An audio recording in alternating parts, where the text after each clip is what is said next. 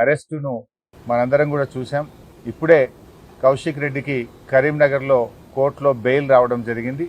Bail రావడం పట్ల మా హర్షాన్ని కూడా వ్యక్తం చేస్తూ ఉన్నాం.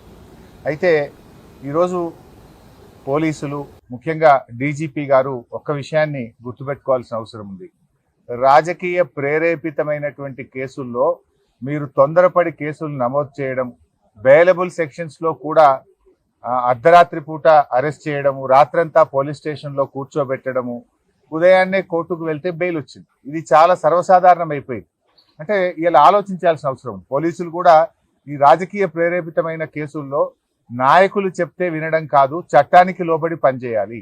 మనకు కాన్స్టిట్యూషన్ ఉంది, మనకు కొన్ని చట్టాలు ఉన్నాయి, శాసనసభలో చేసుకున్న చట్టాలు ఉన్నాయి, దానికి లోబడి పనిచేయాలి. సుప్రీంకోర్టు కానీ హైకోర్టు కానీ చాలా స్పష్టంగా బెయిలబుల్ సెక్షన్స్లో మీరు స్టేషన్ బెయిలే ఇవ్వండి అని కూడా చెప్పారు.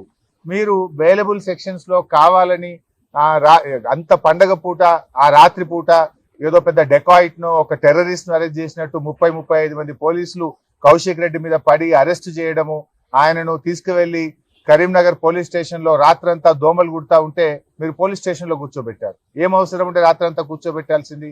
పండుగ తెల్లారి మీరు అంత కావాలంటే అరెస్ట్ చేయడానికి ఏమైనా ఇబ్బంది ఉన్నదా? ఏమైనా అడ్డంకులు ఉన్నాయా? ఆయన ఏమైనా పారిపోతాడా? ఆయన ఒక గౌరవ ప్రజాప్రతినిధి కదా. అంటే ఇప్పటికైనా పోలీసులకు, నేను డీజీపీని కోరుతా ఉన్నా, మీరు పోలీసులకు ఒక డైరెక్షన్ ఇవ్వండి. ఈ పొలిటికల్ మోటివ్ కేసుల్లో ఇలా ఎప్పుడు పడితే అప్పుడు అరెస్ట్ చేయడము, అర్ధరాత్రి పూట అరెస్ట్ చేయడము, పండగ పూట అరెస్ట్ చేయడము మానుకోవాలి.